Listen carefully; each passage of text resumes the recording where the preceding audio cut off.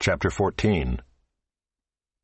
Then all the congregation raised a loud cry, and the people wept that night. And all the people of Israel grumbled against Moses and Aaron. The whole congregation said to them, "Would that we had died in the land of Egypt, or would that we had died in this wilderness. Why is the Lord bringing us into this land to fall by the sword? Our wives and our little ones will become a prey. Would it not be better for us to go back to Egypt?" And they said to one another, "Let us choose a leader and go back to Egypt." Then Moses and Aaron fell on their faces before all the assembly of the congregation of the people of Israel. And Joshua the son of Nun and Caleb the son of Jephunneh, who were among those who had spied out the land, tore their clothes and said to all the congregation of the people of Israel, "The land which we passed through to spy it out is an exceedingly good land. If the Lord delights in us, He will bring us into this land and give it to us, a land that flows with milk and honey. Only do not rebel against the Lord, and do not fear the people of the land, for they are bread for us. Their protection is removed from them, and the Lord is with us. Do not fear them." Then all the congregation said to stone them with stones. But the glory of the Lord appeared at the tent of meeting to all the people of Israel. And the Lord said to Moses, "How long will this people despise me? And how long will they not believe in me, in spite of all the signs that I have done among them?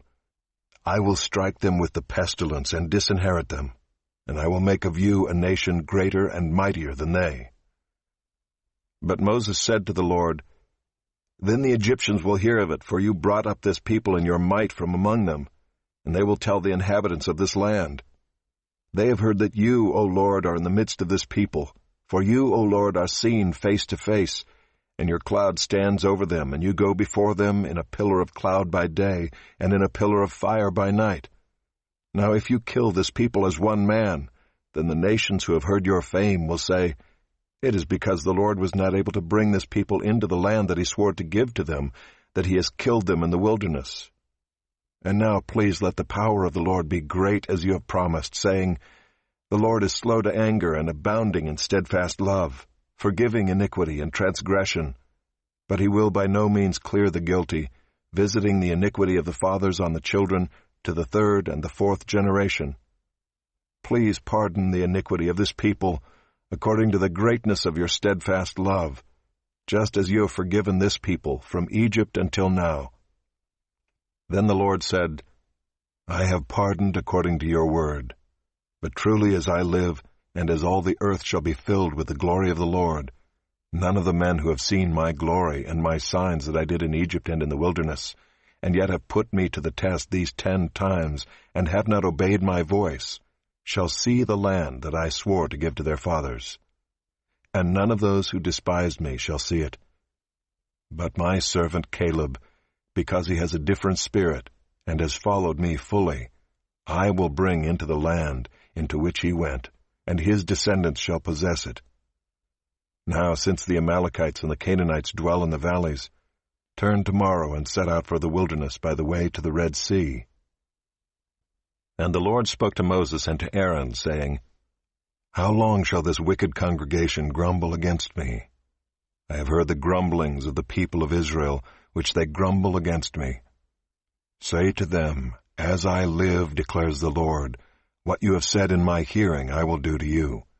Your dead bodies shall fall in this wilderness, and of all your number, listed in the census from 20 years old and upward, who have grumbled against me, not one shall come into the land where I swore that I would make you dwell, except Caleb the son of Jephunneh, and Joshua the son of Nun.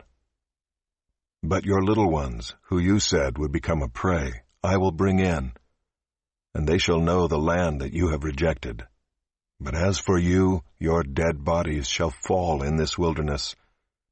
And your children shall be shepherds in the wilderness 40 years, and shall suffer for your faithlessness, until the last of your dead bodies lies in the wilderness. According to the number of the days in which you spied out the land, 40 days, a year for each day, you shall bear your iniquity 40 years, and you shall know my displeasure. I, the Lord, have spoken. Surely this will I do to all this wicked congregation who are gathered together against me. In this wilderness they shall come to a full end, and there they shall die." And the men whom Moses sent to spy out the land, who returned and made all the congregation grumble against him by bringing up a bad report about the land, the men who brought up a bad report of the land, died by plague before the Lord. Of those men who went to spy out the land, only Joshua the son of Nun and Caleb the son of Jephunneh remained alive.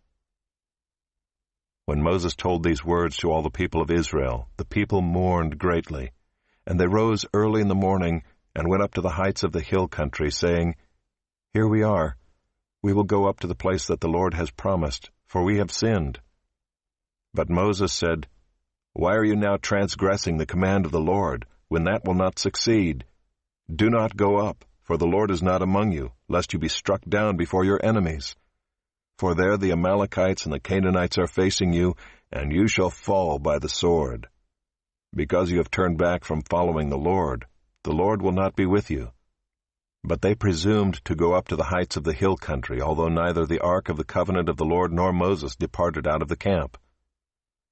Then the Amalekites and the Canaanites who lived in that hill country came down and defeated them, and pursued them even to Hormah.